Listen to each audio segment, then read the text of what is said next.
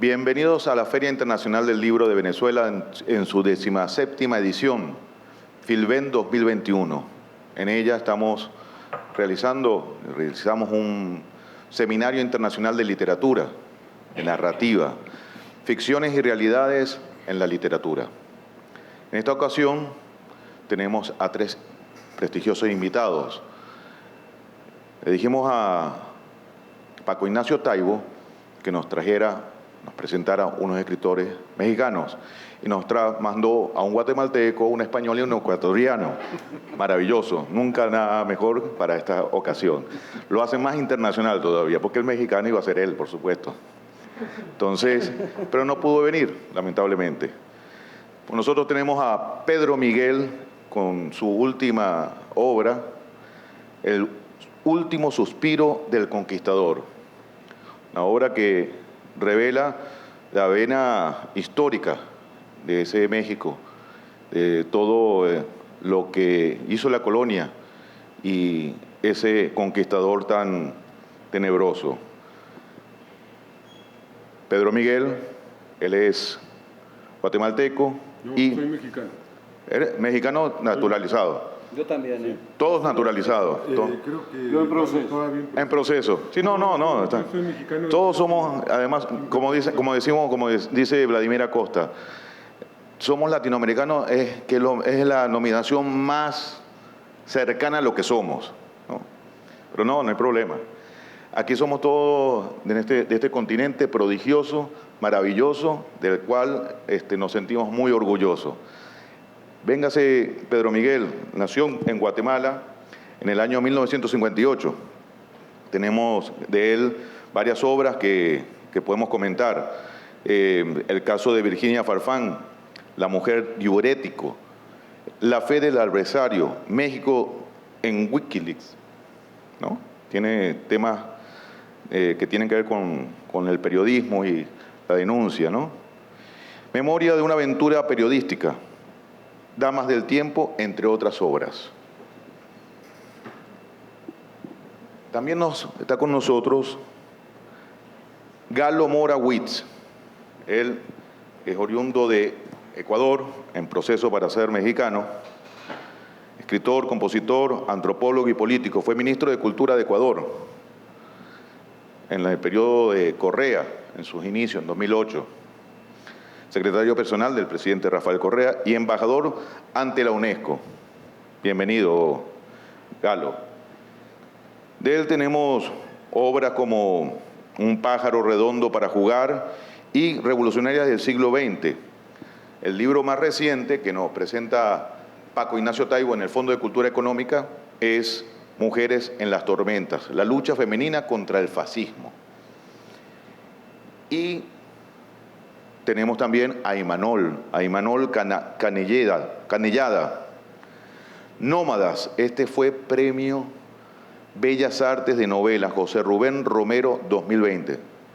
Felicitaciones. Por supuesto, con ese nombre nos dice muchas cosas, pero esto tiene que ver más con el thriller, que es uno de los géneros que cultiva Imanol. Entonces, ellos van a disertar cada uno desde su perspectiva sobre los temas que les compete. Uno, la historia, otro, el tema de la mujer, en este caso por su libro más reciente, ¿no? Y el thriller, que tenemos aquí fans como Gabriel Jiménez Emán, que se encuentra con nosotros presente, y la ciencia ficción, además. Entonces, bienvenido, Gabriel. Entonces, es un placer tenerlos a todos ellos y espero que disfruten de este seminario. Muchas gracias. Bueno, antes que nada una disculpa por las confusiones que nos llevan a empezar un poco tarde y una segunda disculpa por el hecho vergonzoso de que esto sea un club de Toby. Yo creo que ya es a estas alturas impresentable que haya 3 hombres y ni una sola mujer. Pero pues así se organizó. Mirla tenía que estar acá arriba, pero se niega y tenemos que empezar así. Esto tal vez tiene que ver con uno de los asuntos que se abordan en esta novela, El último suspiro del conquistador,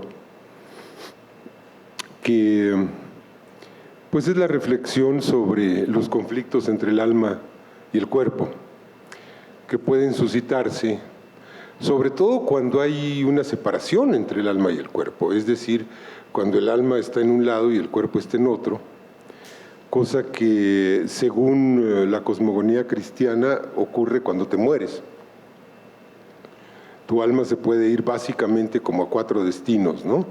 Infierno, purgatorio, paraíso, limbo. Y tu cuerpo básicamente se puede ir al cementerio, a ser incinerado, etc. Y se divorcian, el alma y el cuerpo. Bueno, el cuerpo tiene menos problemas porque se deshace, pero el alma está en líos cuando no tiene un cuerpo. Y por eso hay almas en pena, ¿no?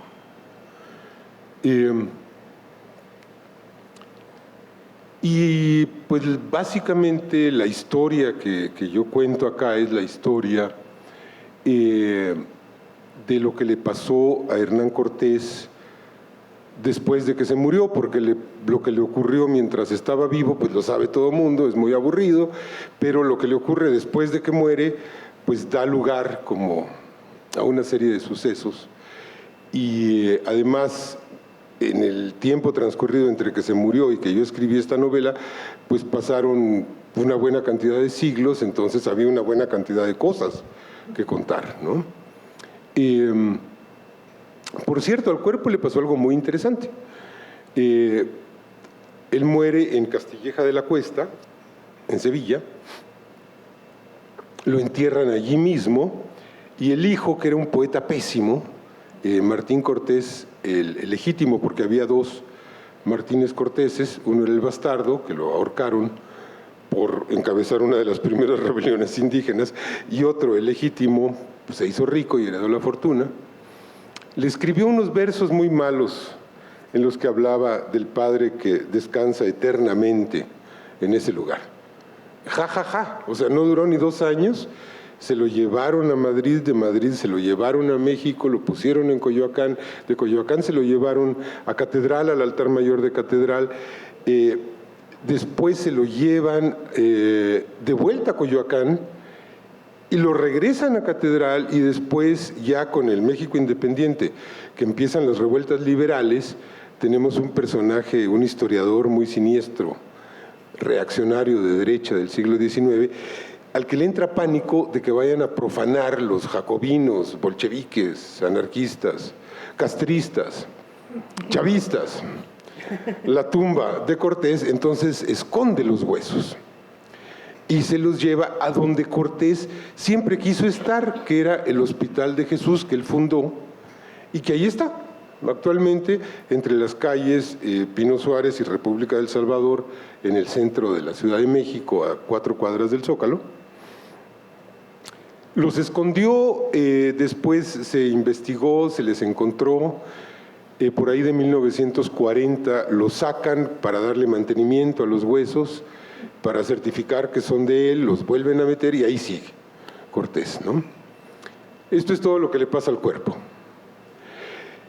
Y lo que le pasa al alma, bueno, esto era más misterioso, pero me encontré por ahí una leyenda de Chiapas, no sé si es leyenda o si es real, sobre unos personajes que se llaman almeros, que recorren los pueblos buscando agonizantes, un poco como los opilotes, pero ellos no quieren comerse al muerto, sino quieren captar el alma del difunto, que sale en el último suspiro del muerto.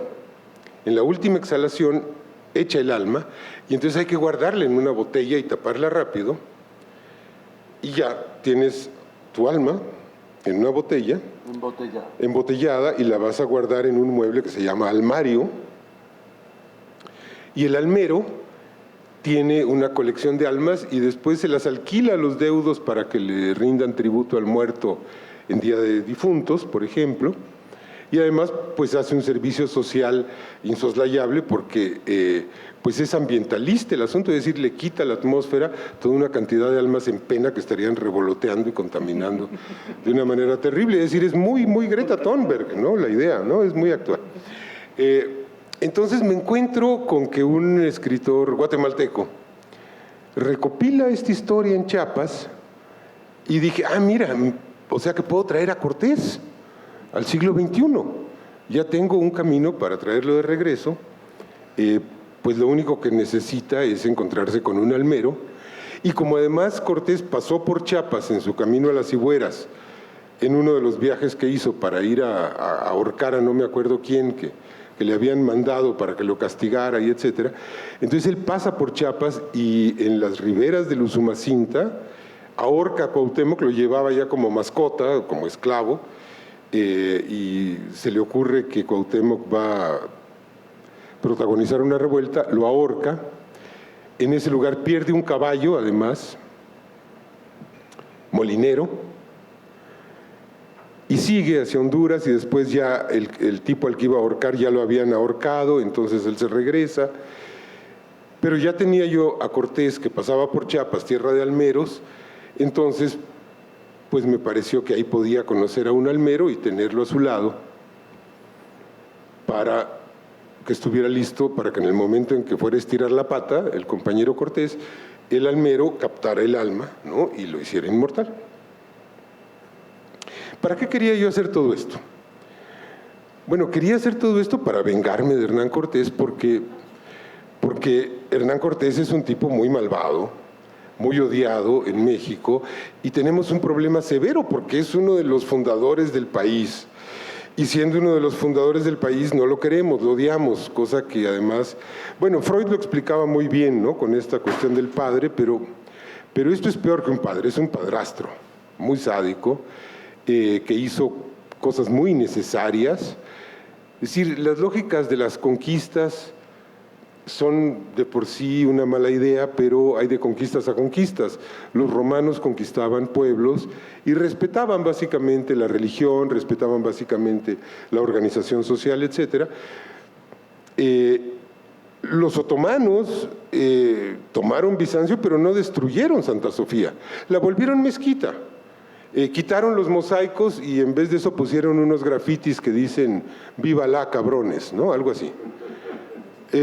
Pero conservaron el edificio. Y los cristianos, en la reconquista de España, conservaron la Alhambra y conservaron la mezquita de Córdoba.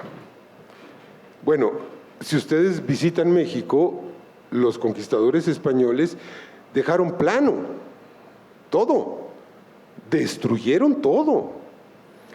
Y lo más imperdonable es que destruyeron el conocimiento y la cultura. ¿Saben cuántos códices prehispánicos hay en el mundo? 20.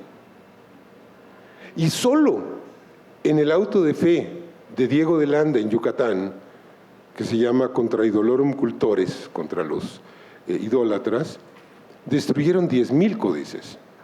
Solo en Yucatán. Bibliotecas enteras se fueron a las llamas. Nos dejaron una ruptura cultural, un hueco cultural, una orfandad tremenda. A pesar de lo cual, el proyecto civilizatorio mesoamericano se mantiene. Y sigue vivo, en lo profundo.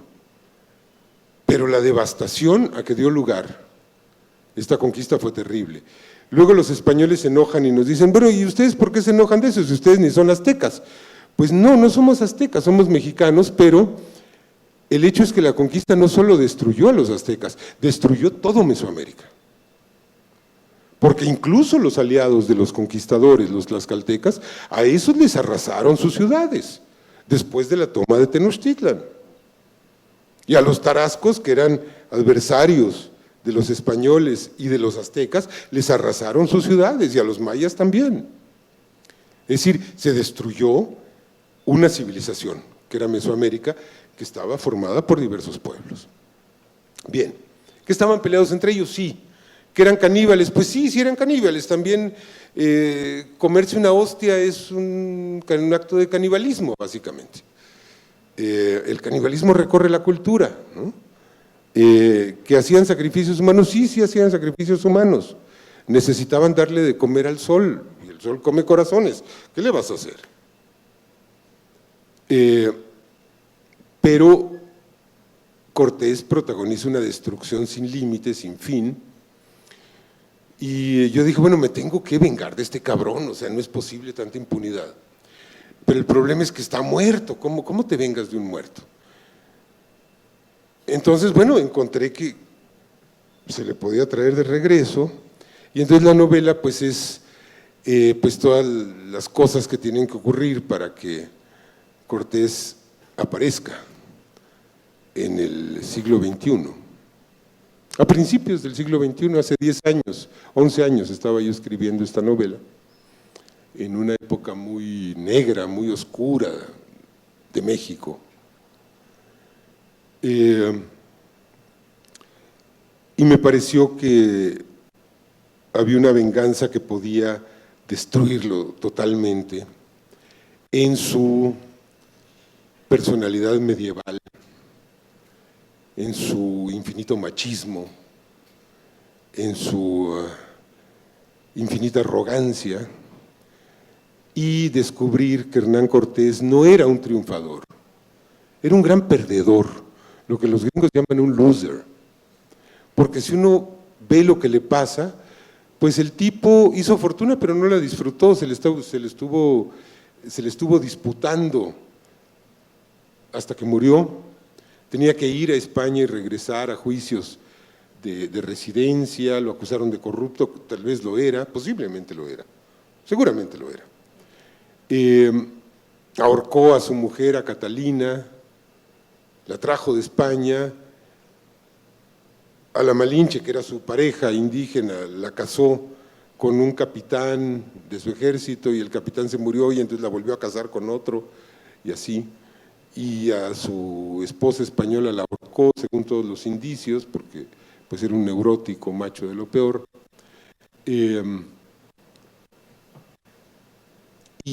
Finalmente queda en los tiempos como un tipo muy odioso. Pues fue un gran fracasado, a fin de cuentas. Esta figura que muchos en España veneran como el gran difusor de la cristiandad, etcétera, pues finalmente era un pobre pendejo. Es decir, por ejemplo, fíjense, es un tipo plebeyo, tenía algo de hidalgo por ahí, pero noble no era, y después de partirse el lomo, conquistando todo aquello, y de batallas, y de sangre, y de tripas, logra que lo hagan marqués, ni siquiera conde, ya no digamos duque, marqués. ¿Marqués de dónde? De Oaxaca, es decir, algo que para España está en el culo del mundo, que ni siquiera saben qué cosa es. Sí, Oaxaca es muy grande, pero para España eso no significaba nada. Y el soberano por el que Cortés deja la piel y al que le pide audiencia, o sea, Carlos V, ¿saben cuándo lo recibió en audiencia? Nunca, nunca, porque era un plebeyo buscafortunas. Entonces, pues, esta es la historia y paralelamente dio para reflexionar un poco sobre este conflicto del alma y el cuerpo, que si ustedes lo piensan no es tan antiguo, o es muy antiguo sí, pero además es muy contemporáneo, si pensamos, por ejemplo, que hoy en día tenemos todo el asunto de los transgéneros, y las transgéneros, y la disforia, y de la gente que se siente mal en su cuerpo, es decir, son almas que están en el cuerpo equivocado. Finalmente no es tan ajeno. Y a toda esta eclosión de la disforia de género, que la comunidad trans creo que no le gusta el término, porque es un poco clínico, como si fuera una patología, si empezamos a buscar vamos a encontrar que todos tenemos un grado de esta disforia. Yo entiendo perfectamente a los transgénero y a las transgénero, porque yo tengo disforia de peso, no de género. Yo soy un flaco metido en un cuerpo de gordo, o sea, pero eso es una disforia, ¿no? Exactamente equivalente a la de una persona que es una mujer y está viviendo en un cuerpo de hombre o al revés, ¿no? Entonces, pues de todo esto y de algunas cosas más trata El último suspiro del conquistador, y con esto cierro. Gracias.